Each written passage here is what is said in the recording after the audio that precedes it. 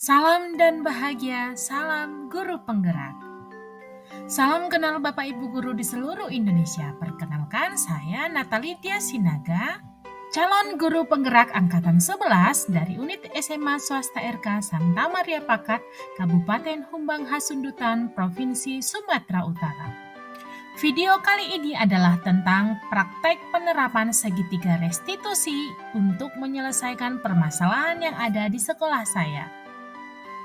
Sebagai bahan informasi, segitiga restitusi adalah suatu proses dialog yang dijalankan guru atau orang tua agar dapat menghasilkan murid yang mandiri dan bertanggung jawab. Terdapat 3 tahapan pada segitiga restitusi. Yang pertama adalah menstabilkan identitas.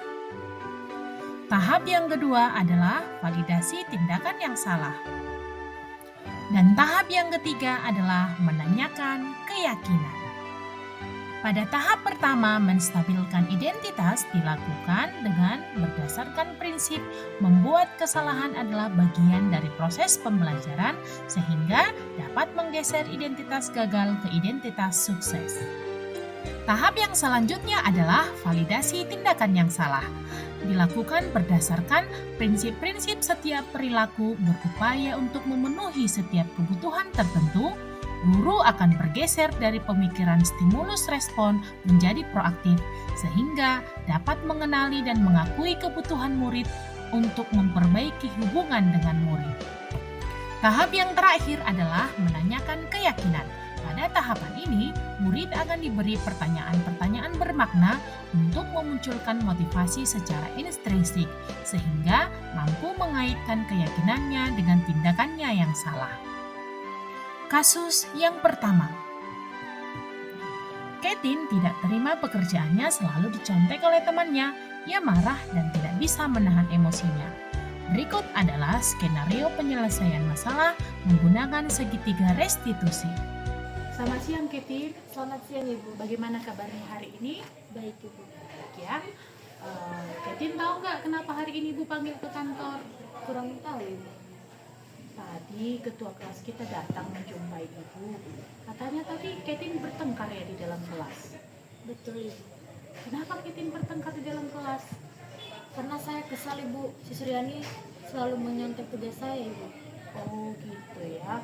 Ibu juga pasti akan kesal sih kalau situasinya seperti itu. Lalu apa yang kamu lakukan sama si Suryani? Lalu saya marah-marah, Ibu, tanpa saya sadar. Kemudian saya langsung ngambil bukunya si Suryani, Ibu, sampai bukunya juga terobek, Ibu. Kamu punya alasan nggak kenapa kamu sampai marah-marah sama dia? Karena si Suryani selalu menyontek tugas saya, Ibu. Terus yang kamu harapkan kenapa rupanya kalau dia menyontek PR kamu? Harusnya dia bisa mengerjakan sendiri, Ibu. Oh gitu lah ya, berarti kamu marah-marah sama dia karena alasan tertentu ya. Selain marah-marah, kamu melakukan hal lain nggak? Misalkan dia memukul dia atau bagaimana? Tidak, Ibu. Tapi saya menggebrak mejanya, Bu. Syukurlah kamu sampai tidak memukul dia. Sekarang coba kita pikirkan bersama. Kira-kira tindakan marah-marah dan menggebrak-gebrak meja yang Ketin lakukan, apakah itu sudah sesuai dengan keyakinan di kelas kita? Tidak, Ibu. Menurut Ketin, harusnya bagaimana? Harusnya saya bisa belajar untuk bersabar, Bu, tidak mudah marah-marah, Bu. Lalu kedepannya apa yang akan Ketin lakukan? Saya akan minta maaf kepada Suryani, Bu. Lalu Dan saya juga belajar untuk bersabar, Bu. apakah Ketin bersedia melakukan itu? Sedih. Ya, baiklah kalau begitu. Nanti Ketin silakan jumpai si Suryani dan lakukan seperti apa yang kamu katakan ya. Baik, sekarang kamu sudah boleh masuk ke kelas. Nama saya Ketin Gresiala, saya dari kelas 12 MIA 1. Perasaan saya setelah saya berbincang dengan Ibu Sinaga, saya merasa senang karena saya bisa mengutarakan apa yang dalam hati saya, dan saya bisa lebih tahu bahwa ternyata tindakan saya itu salah, dan saya berharap saya bisa memperbaiki diri saya setelah saya berbincang dengan Ibu Sinaga. Kasus yang kedua. Suryani mengantuk di kelas ketika pelajaran kimia karena sering terlambat tidur di malam hari. Tiba-tiba guru kimia menghampiri Suryani dan mengebrak mejanya sampai dia terkejut dan marah kepada bapak guru tersebut. Berikut adalah skenario penyelesaian masalah menggunakan segitiga restitusi. Siang Suryani. Siang Ibu, Dari mana tadi? habis dari kantin. Oh gitu. Coba ceritakan sama ibu apa tadi yang terjadi di dalam kelas. Gak apa-apa. Semua orang pernah kok berbuat salah. Ibu juga pernah berbuat salah. Coba sekarang Suryani ceritakan apa tadi kejadian yang terjadi di dalam kelas. Jadi yang tadi di kelasku saya mengantuk dan saya tidak sengaja tertidur. Kemudian Bapak Sagala datang dan mengebrak meja saya. Saya di situ sangat terkejut Bu, makanya saya menjadi marah sama Bapak itu. Oh gitu. Jadi kamu sempat marah sama Bapak Sagala. Ibu juga mungkin ya, kalau kita lagi dalam keadaan terkejut, mungkin kita tiba-tiba marah ya. Sama seperti yang kamu lakukan, iya kan? Lalu, apa yang kamu lakukan sama Bapak Sagala tadi? Karena saya terkejut, saya langsung berdiri Bu, dan secara spontan saya marah-marah kepada Bapak Sagala. Oke, gitu ya. Jadi, kalau menurut Suryani, kira-kira Suryani pasti punya alasan kan, kenapa sampai tertidur di dalam kelas? Coba ceritakan sama ibu, apa alasan Suryani sampai tidur di kelas? Jadi semalam saya tidur terlalu larut malam karena saya main game sampai larut malam. Oh gitu. Jam berapa kamu tidur? Kalau tidak salah saya tidur jam 1 malam.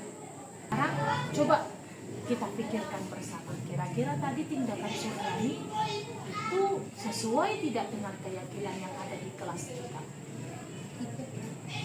Jadi menurut Suryani harusnya keyakinan yang ada di sekolah kita itu, di kelas kita harusnya bagaimana? Seharusnya saya tidak mengganggu kelas belajar dan saya lebih menghormati guru dan tidak tertidur di kelas. Ya, benar sekali. Jadi menurut Suryani apakah saling menghormati dan saling menghargai itu penting di dalam kelas? Pentingnya. Jadi apa tindakan rencana Suryani nanti ke depannya? Mungkin saya akan meminta maaf terlebih dahulu kepada Bapak saya. Lalu Saya juga akan mengatur jadwal tidur saya supaya lebih cepat. Suryani bersedia meminta maaf kepada Bapak Sagala? Bersedia. Kapan Suryani berencana mau meminta maaf sama Bapak Sagala? Mungkin setelah ini saya langsung meminta maaf kepada Bapak saya. Baik sekali ya. Jadi silakan Suryani jumpai Bapak Sagala, lakukan seperti yang kamu katakan, dan setelah itu boleh langsung masuk ke kelas ya. Silakan masuk ke kelas. Nama saya Suryani Patricia Simbolon. Saya dari kelas 12 MIA 2. Perasaan saya setelah melakukan pembicaraan bersama Ibu Sinaga dan menyelesaikan masalah, saya merasa lega dan dapat mengutarakan apa yang ada di hati saya, sehingga saya tahu apa yang saya lakukan itu salah ataupun benar dan apa yang akan saya lakukan ke depannya. Demikianlah video pemaparan saya tentang segitiga restitusi. Semoga menginspirasi. Salam guru penggerak, salam dan bahagia.